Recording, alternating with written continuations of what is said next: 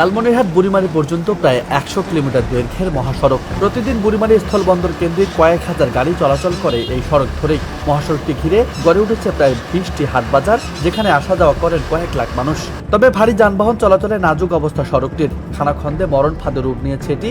এতে মহাসড়ক দিয়ে গন্তব্যে চলাচলে যেমন সময় লাগছে, তেমনি সড়ক ঘিরে বেড়েছে দুর্ঘটনা ও হতাহতের ঘটনাও। স্থানীয়রা বলছেন, দীর্ঘ সময় সংস্কার না করায় এমন দশা সড়কের। সড়ক প্রশস্ত করে সংস্কারের দাবি তাদের। রাস্তা তো মনে করো রাস্তার যে খালখন্দ বল ব্যারিং তো টেকে না, যেখানে ৫ মিনিটের রাস্তা আধা ঘন্টা যায় গেইতে।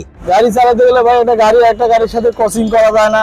রাস্তার অবস্থা খুব খারাপ, গাড়ির সমস্যা, টায়ার বাস্ট হয়, আপনার এটা ওটা সমস্যা লেগেই আছে। বাবা এই কাজ আর ওই কাজ, ওটে ভাঙার যে অবস্থা, গাড়ি করতে গেলে একদম ঠেলি ধরি থাকিস না। খালি তোমার বুঝেন না, খালি মহাসড়ক। কিসের মহাসড়ক এটা?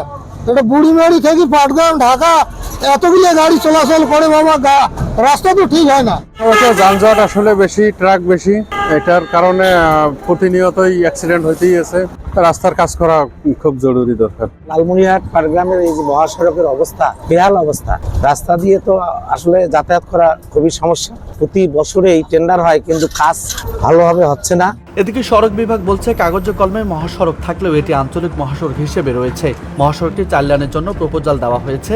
এছাড়া রাস্তা মেরামতের জন্য টেন্ডার দেওয়া হয়েছে। ওয়ার্ক অর্ডার আসলেই কাজ শুরু করা যাবে। বড়বাড়ি লালমনিরহাট বুড়িমারি এটা একটা ন্যাশনাল হাইওয়ে। আসলে ন্যাশনাল হাইওয়ে যদিও আমাদের কাগজ কলমে আছে, কিন্তু ওই স্ট্যান্ডার্ডটি নাই। এতে পেভমেন্টকে অনেক জায়গায় দুর্বল। আগে জেলা সড়ক ছিল এটা। এগুলো আমরা বেস্ট ইঞ্জিনিয়ারিং বিভিন্ন জায়গায় আমরা মজবুতিকরণ কাজ করতেছি।